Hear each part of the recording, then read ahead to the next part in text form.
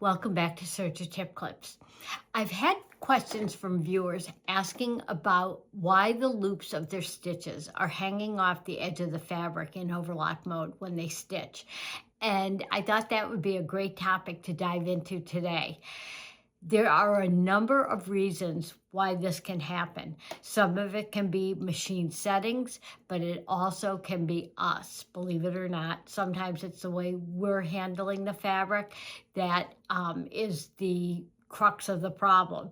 So let's take a look at some of these issues and how we're going to solve them, because they are solvable. Let's start with some basics.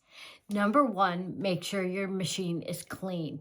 If there's any lint or small piece of thread that might be caught in one of the tension discs, whether it's for the loopers or your needles, it can throw off the tension and cause that loopiness on the stitch itself. Number two, make sure that your machine is threaded correctly for the stitch you've selected. If you're not sure of the correct threading routes for a particular stitch, grab your owner's manual and follow along with that. That will tell you where to place your threads for that particular stitch. Also, while you're looking at that, check on what they suggest for the tension settings on your machine. Now, tension settings sometimes can vary depending on the type of fabric that you're using. So this is where making a sample really comes in handy. After you've got your machine properly threaded and made sure it was clean, run off a sample stitch on scrap fabric of the same project fabric that you're using. That will tell you whether the stitch looks good or not. So those are pretty basic things. And here's one more that sounds silly, but it happens. If you have a machine that will stitch with the presser foot up, put it down. When your presser foot is up, whether you're talking about your sewing machine or your serger, the tension discs are open. And when you put the presser foot down, they shut and they put the proper tension on the thread itself. So just a few very basic things to start with. If your machine doesn't have traditional tension settings, but a stitch selector instead, it will probably have a lever with the letters A, B, C, and D. Double check to make sure that your stitch selector is on the correct one for your stitch. If your stitch selector is on A, you're typically doing a wider stitch with the left overlock needle in. You may be doing a 4-thread overlock or a 3-thread wide overlock stitch. The B, C, and D settings are for narrower stitches using your right needle only. And this is very important simply because if you're feeding too much thread per stitch, say you have your stitch selector on A and yet you're doing a 3-thread narrow overlock, you're definitely going to have loops hanging off the edge. So double check that as well on machines without traditional tension settings. Those are a few of the machine reasons why we may have loops hanging off the edge. Now let's talk about the most annoying ones, and that's our fault and how we handle our fabric. You've probably heard me talk about operator technique and keeping our fabric under control, but gently as we stitch on our sergers. And that's really important. A lot of times people, even the most proficient sewists on their sewing machine, sometimes can tense up in front of their sergers, and they've got the death grip on their fabric, either from behind the presser foot or in front of it, or both. And as they're pulling along, they may be pulling away from the knife and the stitch finger, and we're going to talk about that as we go to the machine too, and causing the loops to hang off the edge of the fabric. So let's take a look at the machine and go over some of those things as well. One more thing before we go to the machine, and that's working on woven fabrics. Now, you'll hear me talk in just a few minutes about working on knit fabrics and being careful not to stretch them as you're stitching. But also, when you're working on very stable woven fabrics, if you're not right on the straight of grain, you might not even be on a true bias, but you're off grain slightly, there can be stretch in your fabric. And I'm just going to grab a piece just to show you what I'm talking about. And even with woven fabrics, again, if you're stitching off grain, you can be stretching it. So that is another operator technique I'm going to talk about at the machine. Here's an example of a perfectly formed 3-thread wide stitch. I have my stitch width set on 9 millimeters. It's a very wide stitch. We're looking at the needle thread, the upper looper threads that form on the top or upper side of our fabric, and on the underside, here is the lower looper thread that forms on the under or lower side of the fabric, and again, our needle thread. But you can see on the edge, the loops form perfectly meeting each other. The upper and lower ones are formed and touch each other right on the edge of the fabric, which is exactly what we're looking for. I've taken off the presser foot and I've tilted my machine just a little bit so that you have a clear view of this, and the front of it is open. Here's our knife, here's our stitch finger. Every overlock machine has a stitch finger. It probably pretty much looks exactly like this one does. It's kind of a wedge-shaped metal piece on your machine. Now, my machine will allow me to move my knife and stitch finger simultaneously. What does that mean?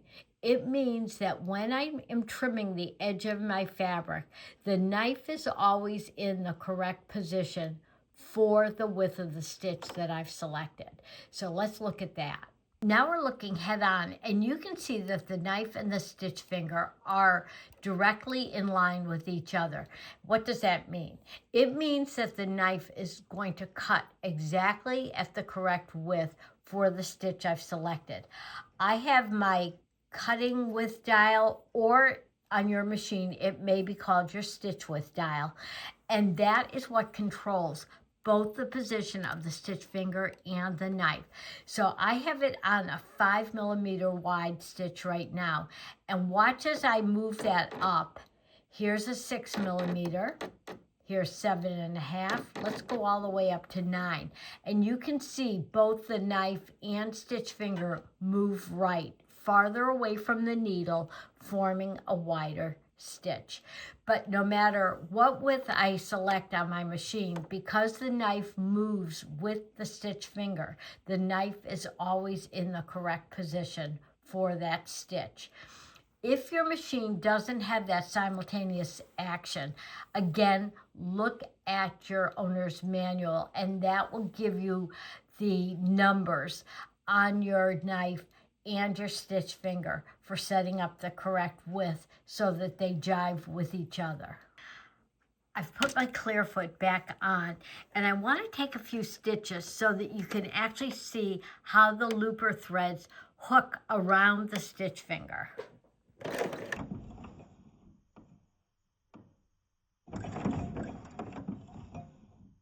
You can see right here that those looper threads are being held in place by the stitch finger. So having the edge of your fabric aligned with the tip of the stitch finger is going to give you that picture perfect stitch. When your fabric is too far left of that and there's a gap between the edge of the fabric and the stitch finger, that's when you start seeing loops hanging off, and there are a few reasons for that. Okay, you saw the picture perfect stitch before, where the loops are right on the edge of the fabric where they belong. Here's a case where if you were trying to be extra careful not to cut off any of the edge of the fabric and you wanted to save every last bit of that width, and you moved the fabric edge left of where the stitch finger is forming those loops, this is when you're going to see fabric or thread hanging off the edge. Let's take a look at that.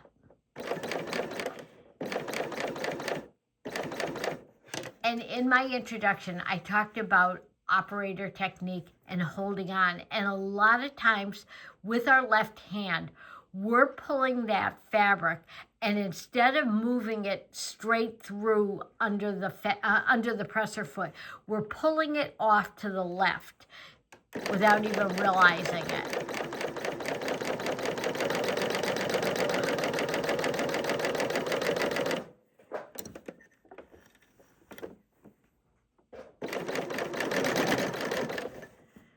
So let's take a look at this, and you'll see exactly what I mean. Just trimming off some of these threads. Here we have it. You can clearly see loops hanging off the edge because the edge of the fabric wasn't aligned with the tip of that stitch finger. Let's talk about knit fabrics now, or fabrics with a lot of stretch in them. Here is a piece of a lightweight rayon knit with a little bit of lycra in it. Crosswise, it's got quite a bit of stretch, and even lengthwise, there's give to it. Not quite as much, but some. Now, I've got, I think, a pretty good visual to show you what happens when you're pulling on knit fabric as you're stitching. Here's an elastic band relaxed. When I pull on it, it skinnies it down. And when you're pulling on knit fabric under the foot, what can happen is that edge, and let's do it crosswise first because I think it's a little more dramatic. What happens is it pulls it off to the left and skinnies it down. And again, that can cause those loops to hang off the edge. So let's look at that while we're stitching. I've pulled my camera out just a little bit more because I want to show you exactly what I'm talking about that I showed you with the elastic band. You can see that the fabric is right against the knife right here. But if I start pulling on the fabric from the front of the foot, watch the distance between here and the edge of the metal. The fabric is pulling off to the left. And again, that can be the cause of that. And also, not just the loops hanging off the edge of the fabric, but you've also distorted the dimension of your project edge. So let's take a look at that. And we're not going to get into differential feed today, but part of that can be corrected with not only good operator technique and handling, but also having your differential feed set correctly for the knit fabric. So you're seeing those loops hold the edge of the fabric very nicely. But then when I pull,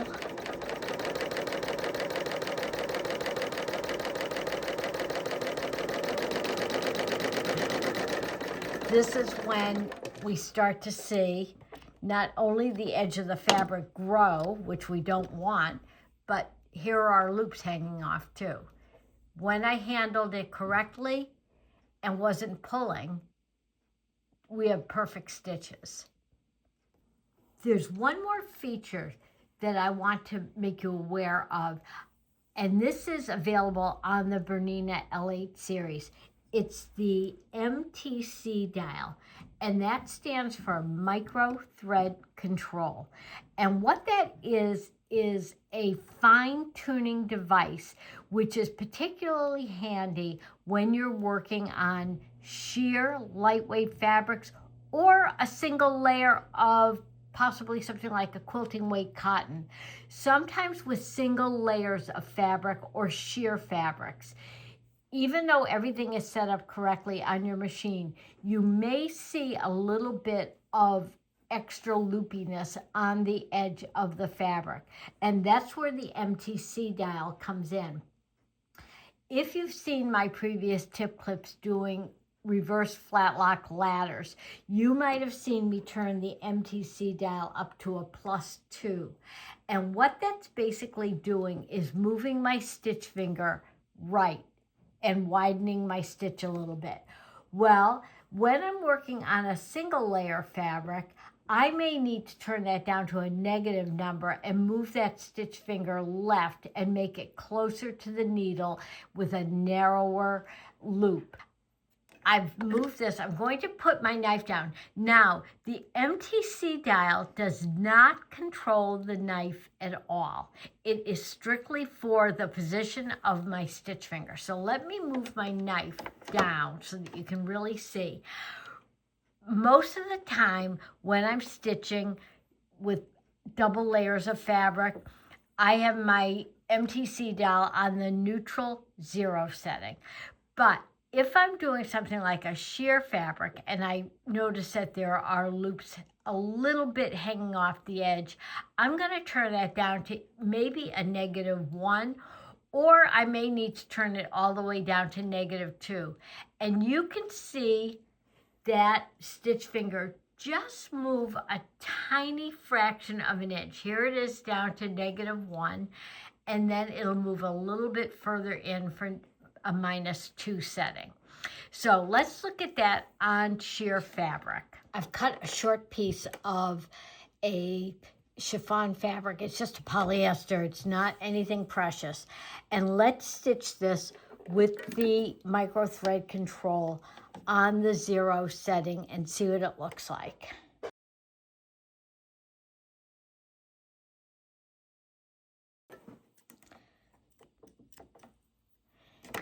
Okay. Now I haven't pressed this, but you can definitely see there's a little too much loopiness hanging off the edge of that fabric. So let's turn, I'm going to go down the opposite edge, trim off these thread tails. I'm going to go down the opposite edge and I'm going to turn my MTC dial down to -1 and let's see what that does.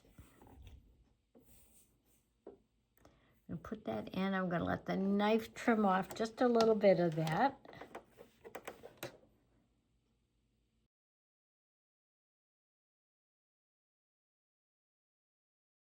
And let's just turn it down to -2 just for the sake of comparison.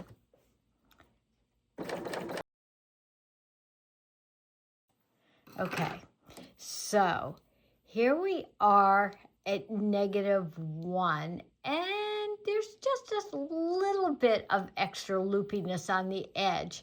When we went all the way down to that -2, you can see those loops are right on the edge of the fabric. And so that -2 setting works very nicely for this. Thanks for joining me today. Leave your comments and questions below, and I'll get back to you quickly with an answer.